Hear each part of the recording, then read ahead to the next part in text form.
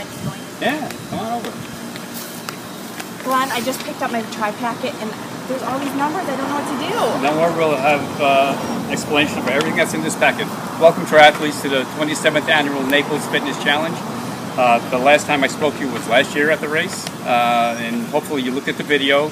We have some important information this year. There are a few changes, so you need to pay attention, even the experienced triathletes. Take a short while, it'll take about 2 minutes of the video to find out what's changed over last year.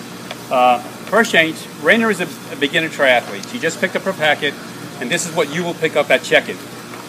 Check-in, make sure you have a photo ID and your USAT card or a printout or a receipt for what you did online, okay? We should have that information at check-in, but make sure you have a photo ID. You cannot pick up your race packet without a photo ID, nor can you pick up anybody else's race packet, okay? When she picked up her package, she's not sure what's in here, and the first thing that we're going to pull out is these are the race tattoo numbers. No more tattoos with magic marker morning of the race. You'll get this in your packet with your race number. Once you see the race number, there is an emblem on the top with the number following it. You probably can't see it now in the video, but once we peel it off, we're going to actually put it on her arm. You will see that's the way it goes. It won't go with the tattoo on the bottom. It'll be upright. Okay, let's do that first. You can put these on the night before. I recommend putting them on the night before the race. They won't come off. They won't make your sheets dirty. Don't wait to race morning and have all kinds of anxiety because the number won't stick. It's upside down. Do it the night before. You have two numbers, one for one side of the arm, one for the other. What we're going to do is peel off the outside of the number, one of the race numbers that will be in your packet. You're going to peel it off to expose the number. There is the diagram, here is the number. He's going to be number 800, it looks like. So I'm going to move over here. Now stay here, we're going to stick it on her arm. This is where the number's going to go. On the arm, sticky side down. In here is just a wet paper towel. You can use a tissue, a wet rag, it doesn't matter. And the key, it may be cold, the key to having this done successfully is don't rush it. Make it nice and wet, soak it down. It'll soak right through the paper. You'll do this yourself. This won't be done morning of the race. Once that paper is nice and wet, we can start to peel slowly peel the paper off. And as you can see, a professional race number. You'll have one on the right arm, one on the left arm. Now when you need to take this off after the race, a little bit of alcohol on a rag or a tissue or a paper napkin, rub it, and it should come off then a little soap and water. It's not a permanent marker, but it will stay on for the whole race. And like I said, if you do this the night before, it will relieve a lot of anxiety in the morning of the race. Don't wait till morning of the race. Okay, so also in your packet, you're going to have a number that goes on the back of your leg. It's an age group number. They're in 5-year increments. So if you're age group 40 to 44, you'll have a 40 in your packet. You may be 43 years old, but you will have a 40. You're in that age group. It's the beginning age of your age group. If you're 53 years old, you'll have a 50 in your packet. You'll have one of these in your packet. It'll go on the back of your leg, on your calf. Same procedure. Back of your calf, wet it, peel it off.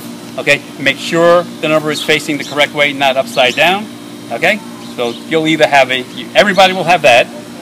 Some of you will have a C for Clydesdale, an R for Relay, or an A for Athena. Those are the different categories of race categories we have. So some of you will have, if you're in that category, will have these in there. That also goes on your calf. So make sure when you pick your packet up, if you're an Athena, you have an A. If you're a relay racer, you need to have an R on your calf. This identifies you to the marshals on the course. and a C for Clydesdale for the men. Okay, so some of you will have that. Everybody will have an age group. Okay, that'll be in your packet. Okay. Okay, we'll have a 35 in her packet. All right, so she's in 35 to 39 age group. Okay, she's a young kid in the age group, so beware, you people out there. Okay, also in her packet, you're going to have a whole bunch of numbers. You see that, Rena? That's a lot. That's a lot of numbers on there. I'm going to explain to everybody what they're for. And even you experienced triathletes, this year there is a change, okay? The long number, you peel them off, they're sticky back label type numbers. You will have a long number like so. This is the number for your bike. We used to put the numbers over the top tube of the bike. Can we come over here to the camera? Numbers used to go over the top tube of the bike. We have big long numbers. This year is the major change. All numbers will go around the seat tube right here. All right? They're going to go around the seat, and they're going to stick to each other on either side, like so. Even if you have a flat bag on the back of your bike, you'll stick it to the bag. All numbers for the bike will go on the back seat post. Okay, on the seat post, no more on the top tube. Okay, that's a major change for this year. And again, that's important. That identifies your bike to the number on your arm, so when you leave transition, you're not taking somebody else's bike. That's one of the numbers that you'll find. You're going to find, this is another major change. Major change. Because this is a reverse triathlon, the run is first. Normally the run is last. And we never required a race number for the run. This year, the rules have changed. USAT requires that we have a race number. This will be your race number for the run. It's a sticky label type number. You peel it off. It's the big number. And you're going to place it on the right side of your hip in the front on whatever you're wearing. It could be the shirt. It could be your shorts. It could be your skin. It doesn't matter. Right side hip, front, race number. If it falls off when you get into the water, it doesn't matter. It's only for the run to identify you, okay? That's a new change this year. Has to be on. If you don't have it, it's a penalty. Another number. Helmet number. Sticky label, same situation, front of the helmet. Like so. Just identifies you from the front as you're riding your bike, okay? You're going to have an extra one. If you screw up or you mess up putting the number on, you have another one. Otherwise, you don't need it. This long number right here, you don't need it. It's an extra number, okay? So you have a hip number for the run. You have a helmet number for the front of your helmet. And you have a bike seat post number. Again, if you have a bike bag back there that has a flat kit in it, stick it onto the bag, it'll stay. If you have a problem making the number stay, don't hesitate using Scotch tape to get it to stick, okay? That's okay. So we're done with the numbers.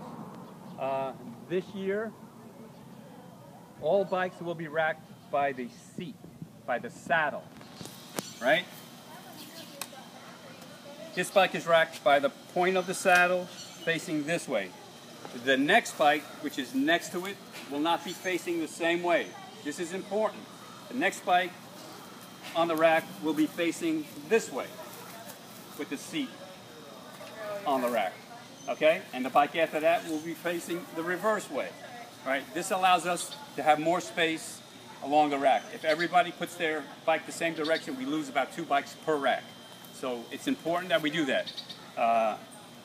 Race marshals will be in the transition area and make sure that you have it facing the right way.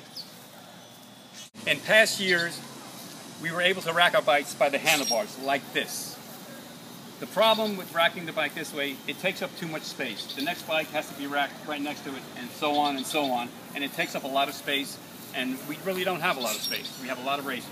So the official procedure now is to rack the bike by the seat, like so. And what will happen is they'll change direction. One bike facing this way, the next bike facing this way, and so on. Once you're on the, because this is a reverse, the bike course will be pretty crowded because the field is going to be spread out. The run starts and everybody starts running. And by the time you get to the bike, they're all spread out. So the bike course is a little crowded. The roads aren't very wide. you need to stay to the right as far as possible during the whole bike course. You only can pass a bike in front of you on the left-hand side. A lot of the experienced triathletes get frustrated because people are moving out. Even you experienced triathletes, please obey the rules, pass only on the left. Do not pass on the right. You will hear beginner triathletes, will hear more experienced, faster bicyclists yelling at them, not yelling at them, yelling to them to move over to their right, move over to their right. People aren't yelling at you, they're giving you instruction to move your bike over so they can pass.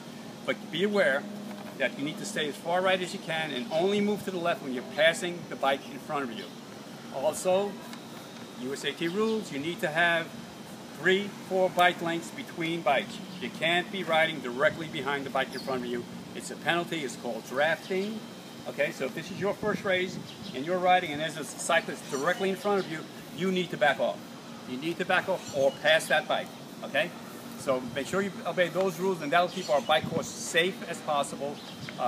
It's a short course, it's a little less than 10 miles, so there's a lot of jockeying for position, so obey that rule and it'll make it as safe as possible. Basically that's it. If you have any questions, go to the website. Linda Gregory, our race director, will send out more emails.